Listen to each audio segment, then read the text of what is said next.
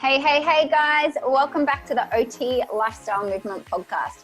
I'm Rhiannon Crisp, occupational therapist, personal trainer, and the founder of OTLifestyleMovement.com. Today we are talking all about OT coaching, and I know so many of you are just as excited as I am. So strap in and let's get to it. Today we are talking with Bronwyn Drysdale. Bronwyn is an OT coach who works in private practice in her own business, Mastery of Doing. Bronwyn teaches OT coaching to university students and convenes the Occupational Therapy Australia Coaching Special Interest Group. So welcome, Bronwyn. Hi, thanks for having me. So excited to have you here today because I know this is something that so many OTs want to talk about is coaching. And I think more and more OTs are looking into this as an avenue or as a tool that they can incorporate into their OT work. Absolutely.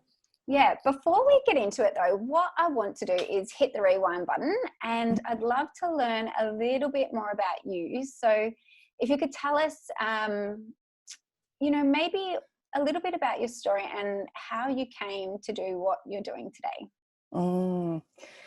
Okay, so I've been an OT for quite a while, and I don't like saying that because then I feel really old. But I've got quite a diverse background, and I went overseas and worked overseas and came back, and I always found that I was, drawn to something a little bit different anyway. So I might be working in a traditional role and then I'd take on a project, or traditional role and then I'd be going down a slightly different path. And I was never ever scared to just put my hand up and go, yep, I'll take that role, or I'll do something that's different. So I think given that is probably how I'd worked anyway, I'd gone and had my kids, and I was still doing some private practice stuff, but community based.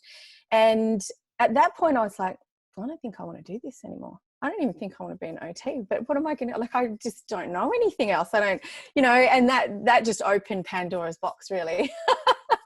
And then, you talk to your friends and your peers and things like that. And it was probably through that they were saying, oh, you should consider looking down this path or this path, and no one can really tell you anything. And the coaching had come up, but I was like, no way. I don't want to, no, that's not for me. But I looked into it and I booked into a course. And the more I looked into it, the more I understood that it was probably more aligned with OT than coaching is as a profession or anything else. So I was, I think I was directed to this company, and it's run by a former OT and a psychotherapist. So I kind of landed on my feet there and went, actually, no, I can really do this. Did the course. It was amazing. And I went, no, actually, I really do want to be an OT. So I'd done this complete circle in about, 2 or 3 years of just going, I don't know what I want to do. No, I'm back. Here I am. This is really what I want to do. So that's really how it's come about. And isn't that the amazing thing about OT? There are so many different pathways that we can take. There's so many different avenues. So, if one avenue doesn't suit you, try something else. Absolutely. And see what works for you. Yeah. So how long have you been doing coaching for? This will probably be my 5th year. So inclusive of the course, because when you do the courses, you have to do a lot. It's quite hands-on. It's very practical. So you're running from, I guess, the time that you start. So yeah, it's been quite a while. Okay. And I know listeners will be going, okay, so what course did you take? What was this amazing course? My amazing course was the Global Coaching Institute with Rose Sandberg and Vicky. I can't think of Vicky's name off the top of my last name. But anyway, so that is who I did my course. But, and I did an International Coaching Federation approved course. So when I was looking, I was really probably looking more for a master's diploma type. What am I going to do? Where am I going to focus my energy? And then obviously I started looking down the coaching path, and their course runs for a year anyway. So you're still doing it at a similar level, but it's just accredited through a different pathway. So that their course is amazing. You can do a diploma, you can do a master's, you can tap it into other things like a master's in positive psychology. You can do other sort of private entity type courses, but I definitely would recommend a course that is either through an approved institution, so you know, your unis, your TAFEs and what have you, private educational type institutions, but also those private coaching courses that are approved by a body, so the International Coaching Federation, for example. Okay, awesome. I'd love to start really right at the very beginning with the simple question of what is a coach? Because a lot of OTs might be thinking, you know, what exactly is it? Do I need extra? Do I need another piece of paper to say I'm a coach, or am I doing this naturally already? I'd love to get your idea around what a coach is. So a coach, it's funny because I think the name or the title coach doesn't really fit, because you could be a coach and you could be coaching in tennis and swimming and what have you, and yet OTs would do a form of performance coaching anyway with our clients. You know, you're retraining them quite often, or you're teaching them new skills, so you are working through the same kind of thing on a performance level. But coaching in the way that sort of OTs and other professionals are picking it up is more of a conversational based approach. So it is how the coach turns up, the presence of the coach, and then letting the person or the client guide the session in terms of what they're aiming towards. So that's what a coach does. An OT coach, or an OT using a coaching approach, they would be very much coming in as an OT. I mean, it's up to them which hat they want to wear at what time, but they would still probably come in with that OT hat on, and they would use the coaching as a skill set or as a tool to enable the person further, but still very much using that conversational process, and then using other OT skills and tools and approaches to teach other skills to the client, or whatever, you know, their goal might be, whatever you're working in, what area you're working in, for example. And I notice you say you're an OT coach, because like you said, there are all types of coaches. There are health coaches, wellness coaches, life coaches, you know, take your pick. You call yourself an OT coach. What does this entail?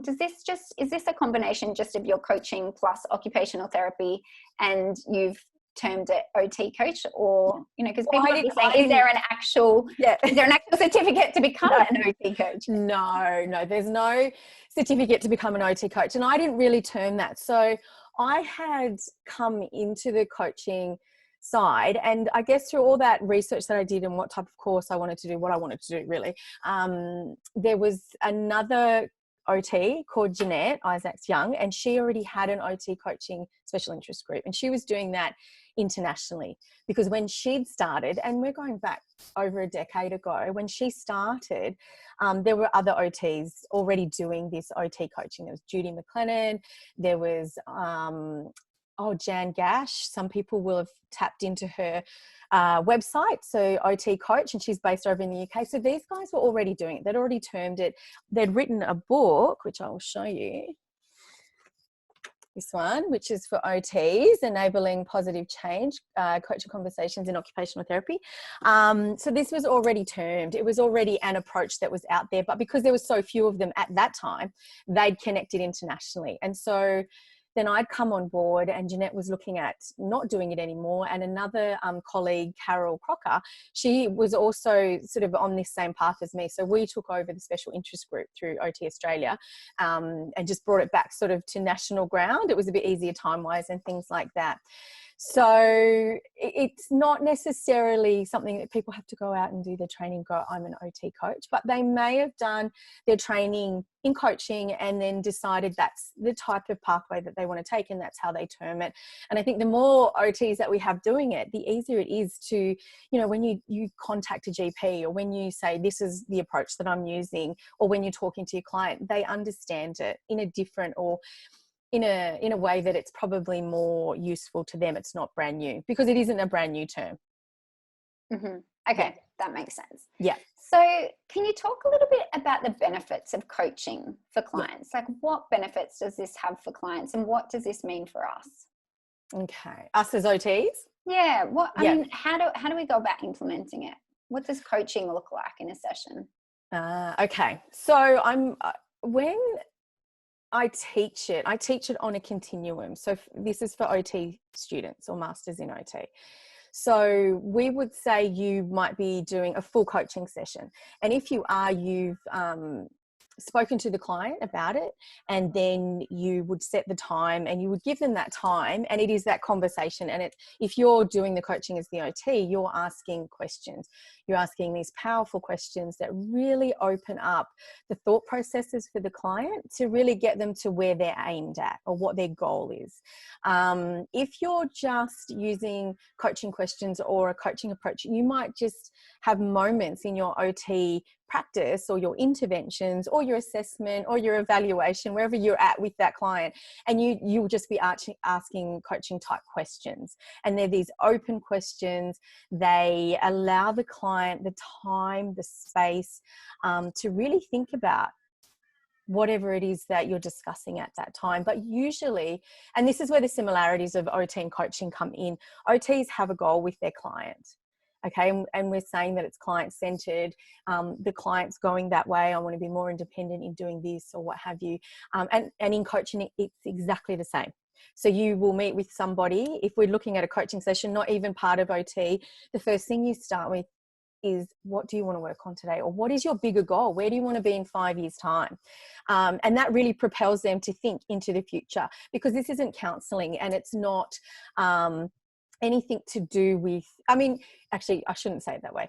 It is to do with the past, but you're not using the past to analyze it. You're using it to draw strength to move them towards where they're going. Does that make sense? It does, yeah. Yeah. And this is really empowering, right? When we can help people move from where they are now to where they want to be, this is where the gold lies. It does. It does. And these conversations, sometimes, they can be quite emotional for people. Sometimes you're asking questions, and it can be a completely simple question of someone, but it's something they've never verbalized to themselves, to anyone else. It might just be a thought. Sometimes you'll pick up that there's a barrier or there's something blocking them from getting to where they want to go. And it might be a value or a belief, but you'll ask a question and it just opens up this conversation and these thoughts that this person hadn't even realized they had, or they've been holding on to for so long that it's actually stopped them from moving to where they want to go. So it sounds like, from what you're saying, open-ended questions are a really important part of the coaching process. Absolutely. Can you talk to us about what some of the questions might be in a session to really open up that conversation and getting people to dig deep and think about the future and where they want to go? Mm-hmm. So the questions, well, if you're going to be doing the coaching, there's models for coaching, whether you're coaching in OT or whether you're not. And it would depend on the training, I guess, that you do if you choose to go down that path. So your questions generally follow the model that you're doing. So the base model that everyone discusses is the GROW model. So you can just Google GROW model and it will come up. And so your questions might be around the goal. So you're looking for the goal, and there'll be the initial questions, and they're like, what do you want to achieve? What would be the most useful way to use the time that we have at the moment? What do you want your life to look like in 5 years' time? What do you expect from me? So they're all what questions at that stage. And then the next part through might be the reality. So you need to understand the reality that they're already in, and they need to also understand it. And sometimes this is where a lot of those moments of, oh, I hadn't really thought about that, or I had never said that to anyone, or I didn't realize that I thought that, or it was stopping me, can come in, because they're really looking at where they are. And you might be saying, well, what does your life look like at the moment? Or what does it look like when the carers come in? Or tell me about that. And they'll be rattling off. And you might have another question in there that might say, well, what do you want to be different? Okay, because what you assume when you go in, whenever you're doing coaching, asking coaching questions, using a coaching approach, you're assuming that the person's whole and they are capable. to be able to be the master of their own life. So what you essentially do as an OT is you take your professional hat off. You're no longer the expert. You let them be the expert in their life. And then you're asking them the questions about what they want, where they're up to, what do they think that they need to get to where they want to go? What's missing? Do they need more support? Do they need more time? Do they need access? What might it be that they feel that they need? Sometimes it's not even related to the goal. Sometimes it's some emotional type thing that they need to deal with and work with. But that all comes out, and you need to just let it come out, discuss it, work with it, and you'll find that you still get to that goal. Great. So that was the R. So we went through the G and the R. You've got right? it. Yep. We've got the reality. What's the next one? Are you asking me? Yep. So you've got grow, GR. Are you looking at the model? No. Oh. So actually I should have it here. Options. So you're asking them, what are your options? What do you need? What is missing? Where do you think that you need to go? And that really empowers someone to think about, what have they got available to them, instead of expecting the OT or the professional or somebody else to come in and just hand it to them. Because I think quite often, and I know a lot of your listeners and yourself will know this, when you're working with parents, sometimes they don't want people to come in and tell them what to do. And sometimes they haven't even thought that they've got the answers as well. So they're in this quandary of, they're coming back in to talk to me and tell me and what have you. But by the same token, they could draw on their own abilities and their own knowing and their own strengths and their own community without even realizing, because sometimes we don't even enable them to be able to do it. So that would be your options, asking them what's available, what do you need? And then coming from an OT perspective, you might also see where the gaps are. So then you can say, well, have you thought about this? Would you like the contact details for that? Let me know if you need this information. You don't even have to give it to them at the point. And then the last one is the planning. So OTs are really good. We will go out and we'll have everything planned, and we have our action plan, and you're doing this and I'm doing this and someone's doing that. This is their action plan. This isn't ours. So when you get to that last part of the model, you'll be asking them, what do you need to do now? What you will notice is, as you go through sort of the questioning, they will automatically start going, I could contact that person, or this might be something that I could do or think about or reach out to or investigate further. And as they're talking through that, they're almost formulating their own action plan.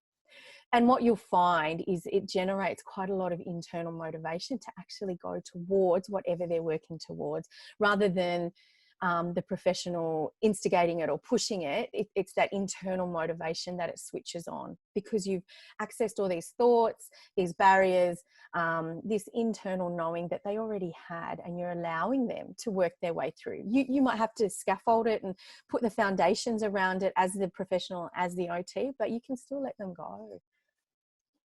I love that. And I do absolutely love the coaching model. And what you said, which I've written down here, is that as OTs, we're no longer the expert. We have to hang up that hat, and we have to let the clients be in the driver's seat of their own life. And we have to help them, because really, when we think about it, we are only on this journey with them for so long, and their life extends far beyond the realms of therapy.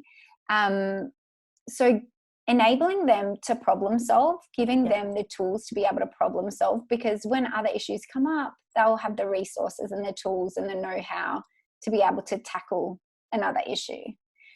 So I love that about coaching. Yeah. How do we then explain to clients that we're using a coaching model? Because if clients come to us as an OT, they may be expecting that we are the expert and that we will have all these awesome strategies and solutions ready for their problem. How do we explain to them what coaching is and how we go about the process?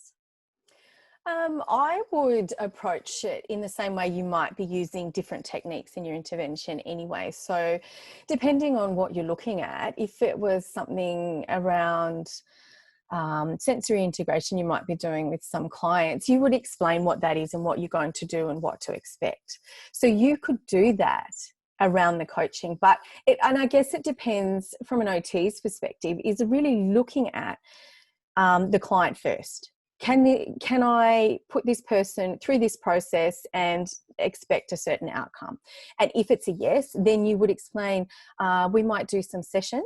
They're coaching sessions where we're just sitting down, having a conversation. You'll be doing most of the talking. I'll be asking some questions, and then you will work through whatever it is, you're aiming for. And that might be how you go into it. And you can encourage them, and particularly those that are expecting you to come with tools, techniques and answers, to say, I will still have tools, techniques and answers, or what have you, available, but this is really for you to work out how you want to get to where you're going, and then I can provide the details in terms of all of the other things as required. And sometimes they might, you'll find that they might not need some of it.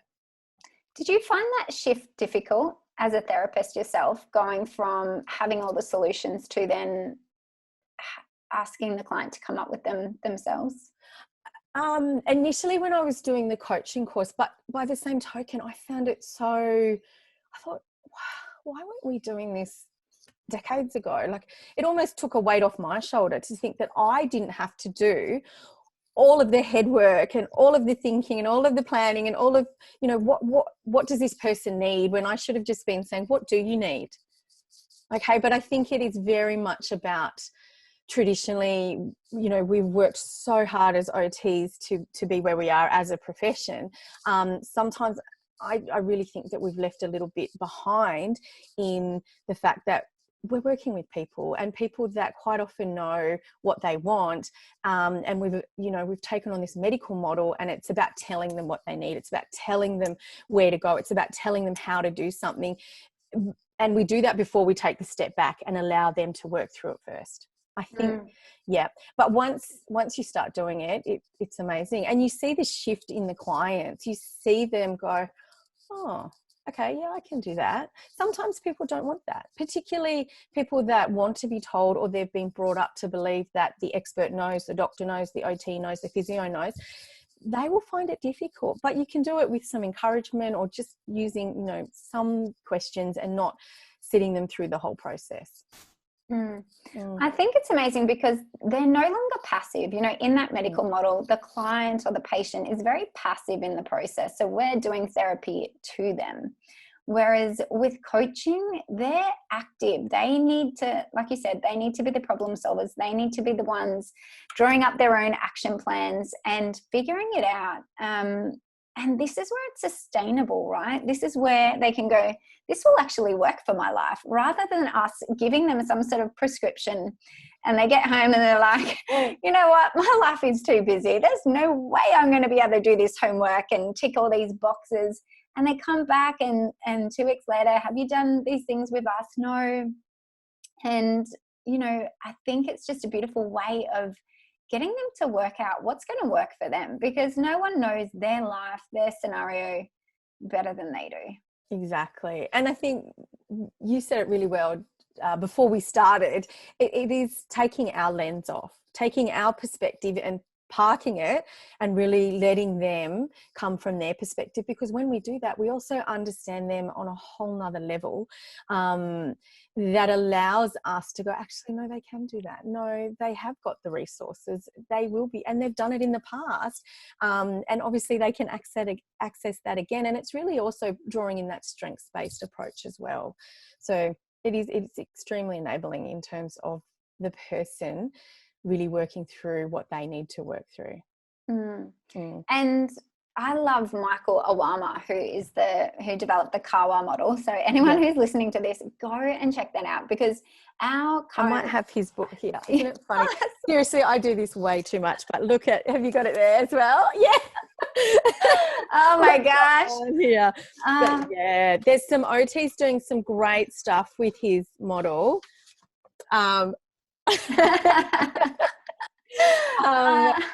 Yeah, just to get people to really think about what they want, what are their barriers. But this symbolic use of our lives makes it easier for everyone to dive in a little bit deeper, I think.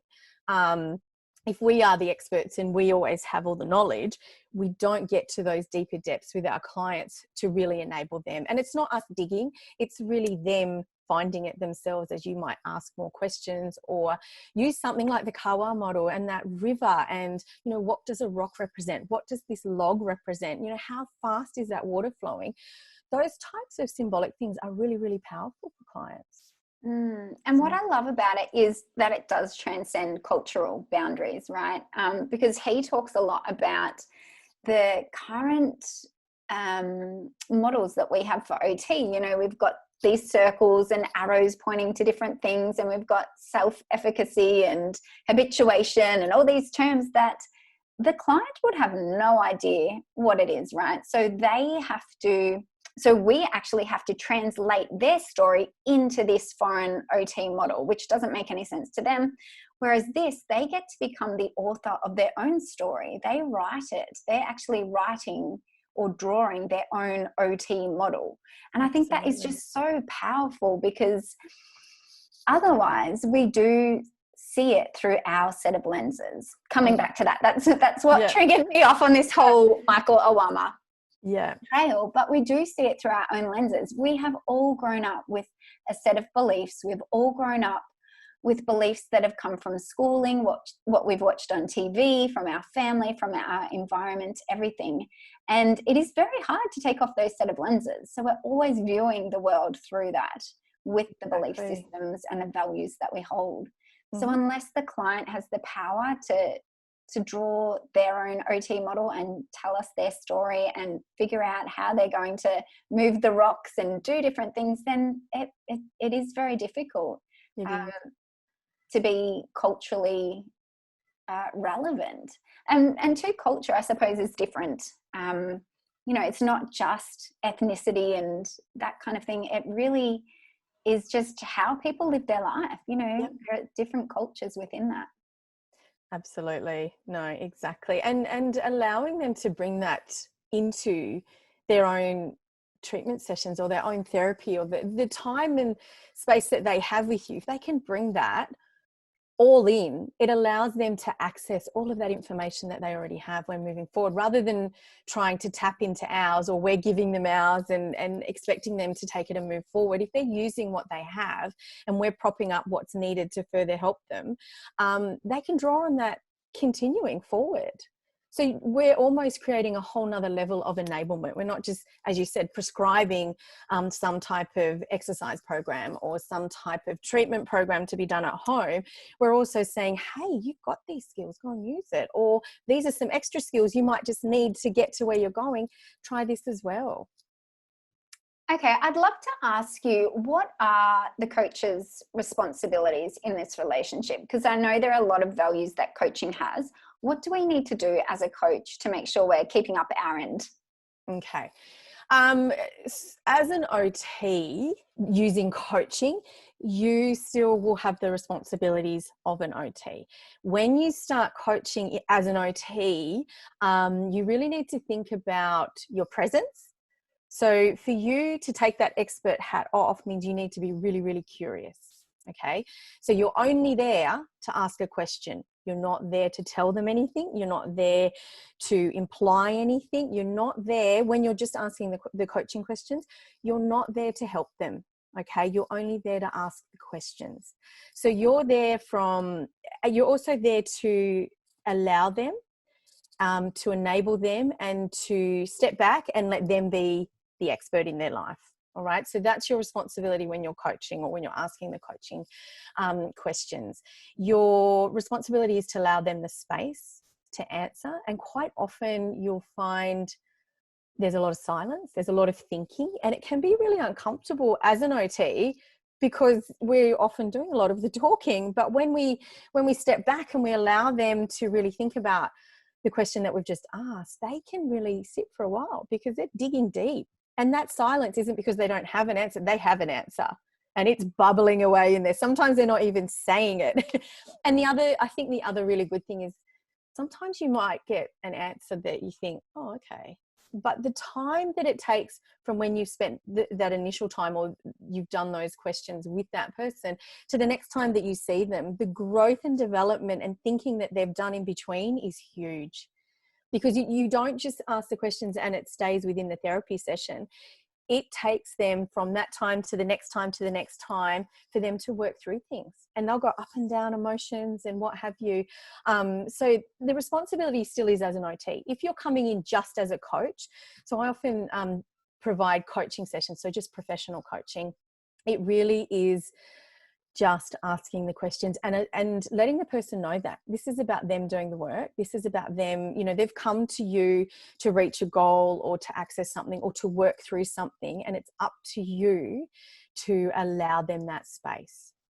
I love what you touched on just then, was that it can be like this. It's not linear, right? No way. It can be messy. It's life. Exactly. It can be really messy. It can be them having really hard conversations with family members or schools or bosses or anything. It is hard, but that's life, and you're not going to get to the pot of gold unless you do the work. I love that. Now, before we head to the 3 rapid fire questions, I'd just love to ask you, do you use any outcome measures, and what do you use in coaching? In coaching, the outcome measures are really, I'm talking about a coaching session. So someone who's come to you just for coaching, the outcome measures are around what the goals of that client are, or the group, and asking them along the way. Have you achieved what you set out to achieve? Are we on the right track? Is this where you thought you'd be going? Because quite often they might come with a goal and the goal changes. As an OT, your outcome measures, so if you're an OT using coaching or a coaching approach, you will still use the same type of outcome measures. So you might be looking at, did they achieve the goal? Was there a time frame? And it can be really based on those SMART goals if that's something that you use. Coaching, you can use SMART goals, particularly if you are coaching in an organisation or for an organisation, because they'll want to know what the return on investment is. And while that can be quite hard to prove, what they'll see is behavioural changes first, and then they'll see outcome changes. So maybe the person's hitting their targets better, or they're managing their staff better, or what have you. If you look from an OT perspective, it could be on return on investment, but your outcome measures are very much based around function, independence, and the goal of the client, or the specifics of the assessment that you might also be using. So I would say, if you're an OT using coaching, stick with your OT outcome measures, because you might need to have them documented, prove them in some way, shape or form. If you're just using coaching, it really is around the client's feedback. If you're using coaching with an organisation, they might want return on investment, and you need to understand what you're looking at in terms of changes. Is it emotional, behavioural? And then what does that then go on and allow the person to achieve? And then how does that impact the company? Because there's no straight answer. We're not talking about splinting someone's hand and 6 weeks later, you've got a nice hand. It's not the same type of thing. We're looking at people's thoughts, understanding their values and their beliefs, and letting them understand it as well. And that takes time. It takes conversations, and you'll see it through behaviour change. I love that. And just going back again, like, it's not linear. So they might not end up where they expected to be at the end of the coaching. So it can take them on a totally different route. Yeah. Awesome. Okay. So let's head to the 3 rapid fire questions as we wrap this up. Number 1, in one sentence, how do you describe OT? Enabling. Awesome. Number 2, what's one healthy lifestyle habit listeners can implement today? Move. I think everyone needs to move more. Absolutely. Sedentary lifestyle. My gosh. Okay. Number 3, if you could only offer one piece of advice to OTs, what would it be? Don't ever, ever underestimate your transferable skills. So powerful. Yeah. And also think outside the medical model. Yeah, that's probably another big hallelujah. Alrighty. Okay, Bronwyn. So how can more people find out about you and your awesome work and what you do? They can go to my website at www.masteryofdoing.com.au. They can send me an email. The email will be on there on the contact tab, and they can just get in contact that way. I do have a Facebook page, but I'm not on there as often as I'm doing other stuff. So probably through email would be best. Awesome. Thank you so much, Bronwyn. I really appreciate it. Thank you very much. All the best. Cheers.